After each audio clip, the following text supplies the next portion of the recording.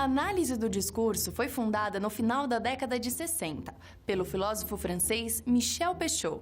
Ela trata sobre o funcionamento da linguagem ao questionar as transparências do sentido e fazer uma leitura crítica sobre as concepções tradicionais de língua, sujeito e história. Estudar o discurso não é estudar qual o sentido de um texto ou de uma situação, mas como tal sentido é possível em condições específicas.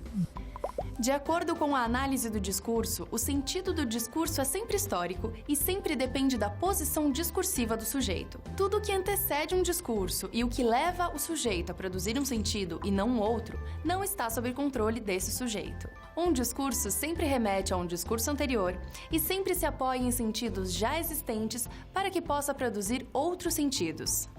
Em meio à situação comunicacional, há também muita não comunicação. Não como um erro, ruído ou distúrbio, mas como constitutiva de toda a situação de linguagem. A não comunicação é produzida em meio à comunicação, porque nem sempre os interlocutores compartilham os mesmos sentidos, os mesmos posicionamentos históricos. A comunicação e a não comunicação não são controladas pelos sujeitos, elas dependem das chamadas condições de produção dos discursos. A instituição, o poder e a autoridade são três das determinações históricas que compõem as condições de produção dos discursos. A instituição é o resultado de longos trajetos de sentidos já sedimentados e legitimados por uma determinação histórica, geralmente com rituais e práticas específicas que cristalizam o modo da instituição significar-se. Já o poder pode assumir formas menos visíveis, como relações de força materializadas na própria linguagem. A autoridade é, para a análise do discurso, a distribuição dissimétrica do poder de resposta, autorizado pela instituição e legitimado pelo direito. Cada instituição tem uma hierarquia própria. No caso do jornalismo, por exemplo, há sentidos já institucionalizados que produzem o efeito de evidência do que seja a objetividade, a informação, a opinião e a verdade. E nada mais apropriado que uma repórter para nos ajudar a pensar sobre a objetividade no jornalismo contemporâneo. Regina, é com você! Olá pessoal, tudo bem? Quando a gente escolhe o noticiário para acompanhar, seja na internet, no jornal impresso, na rádio ou na TV, provavelmente a gente se identifica com ele. Mas você imagina o que seja essa identificação? E será que esse noticiário segue uma linha ideológica que você concorda ou ele é imparcial nas informações? Vamos ver o que as pessoas na rua pensam sobre isso. O senhor acompanha algum noticiário? Qual? Acompanho, da Globo. TV Cultura. Folha São Paulo. A senhora acha que eles são imparciais? Por quê?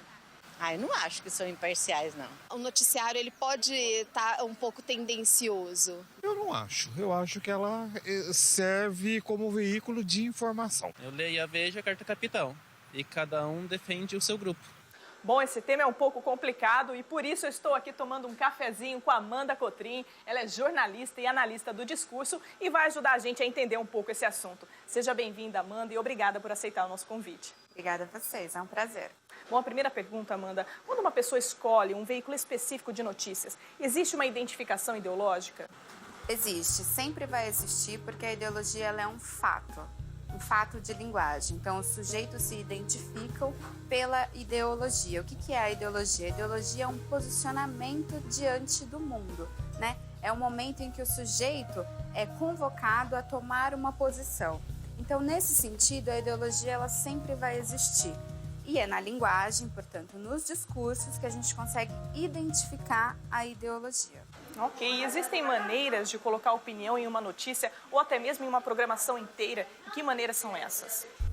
É possível colocar opinião. O jornalista, ele se posiciona de várias formas e a linguagem tem algumas estratégias, né? O uso de verbo, o excesso no uso de adjetivos, as relações de sentido que o jornalista faz no texto, né, quando ele vai comparar uma coisa com outra, o jogo de sinônimos. Então, quando ele dá destaque para determinada fonte e menos destaque para outra. Então, toda essa construção, que é uma construção de narrativa, é possível identificar aí o posicionamento do jornalista e muitas vezes a opinião do veículo em relação a determinado assunto.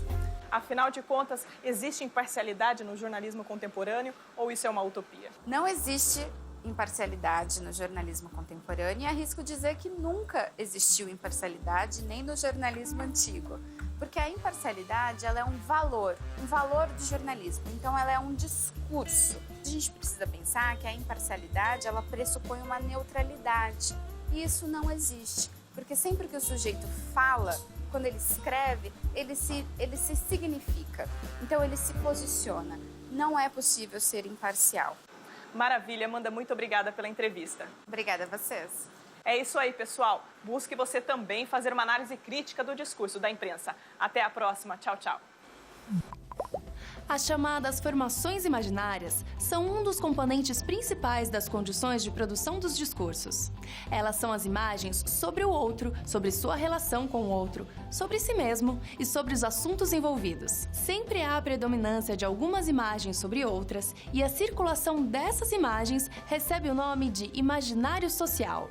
O imaginário social é um conjunto complexo de imagens que a sociedade tem sobre os objetos, os sujeitos, as práticas, ou seja, sobre tudo aquilo que é passível de alguma simbolização. Aproveite para pesquisar mais sobre a análise do discurso. Eu vou ficando por aqui. Bons estudos e até a próxima!